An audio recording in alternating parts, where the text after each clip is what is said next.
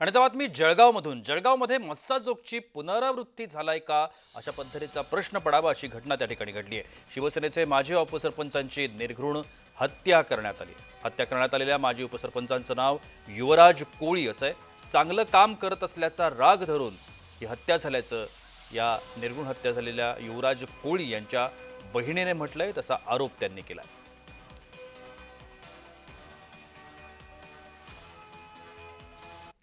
हे शिवसेनेचा एक उपसरपंच आणि सध्याचा तो ग्रामपंचायतचा सदस्य होता आणि सकाळी 8 वाजता त्याचं खून झाल्याची माहिती मला मिळालेली आहे.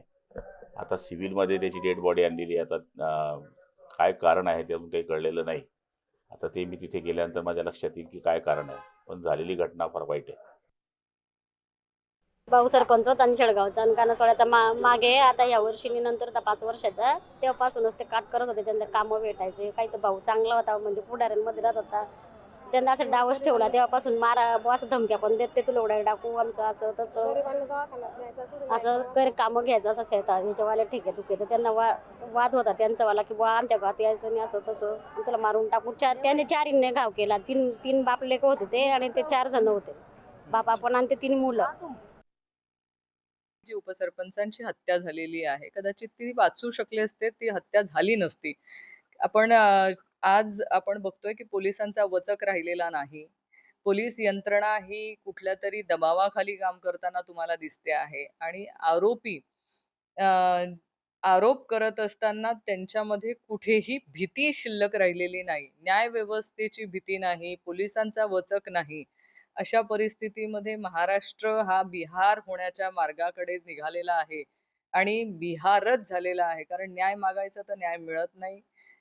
सर्रास अत्याचाराच्या घटना होत आहेत, सर्रास खून होत आहेत. म्हणजे उद्या उठून घराच्या बाहेर पडणंही मुश्किल होईल असं वाटतंय.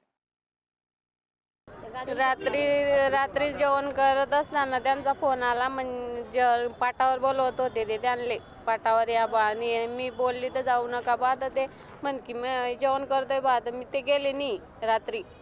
आणि सकाळी त्यांचा काही फोन घेईन नाही. आणि सकाळी आम्ही डायरेक्ट शेतातच गेले. शेतात गेल्यावर आम्हाला वावरात सोडलं त्यांना शेतात. आणि इकडे आले तर इकडे त्यांना डायरेक्ट घाव मारले त्यांले. यापूर्वी पण काही वाद झाले होते का? एवढा वाद होते त्यांचे थोडेफार 2-3 महिन्यापूर्वी वाद व्हायला होता त्यांचा. त्यांना तेव्हा पण धमक्या दिल्या होत्या की मर्डर करू बा ते तू आलं. खून करणाऱ्या आरोपींचं नाव आहे भरत पाटील, देवा पाटील, हरीश पाटील. 3 आरोपींनी त्यांना स्टॅबिंग करून त्यांना खून केलं होतं. त्याच्यापैकी भरत पाटलांचं अटक झालेलं आहे. त्यांचं ही जे खून करण्याचं कारण त्यांना 31 डिसेंबर रोजी ही जे आरोपी आहे त्यांचा एक FL3चं परमिट आहे आणि त्यांना एक डाबा आहे. त्या ठिकाणी त्यांचा काहीतरी वाद झाला होता. नंतर कालच्या दिवशी देखील काहीतरी वाद झाला होता म्हणून माहिती पडत आहेत. त्या कारणास्तव आज सकाळी त्यांना खून केलेला आहे असं आतापर्यंत तपासामध्ये निष्पन्न झालेलं आहे. आणखीन एक्झॅक्टली काय कारण आहे या विषयावर आमचा तपास चालू आहे.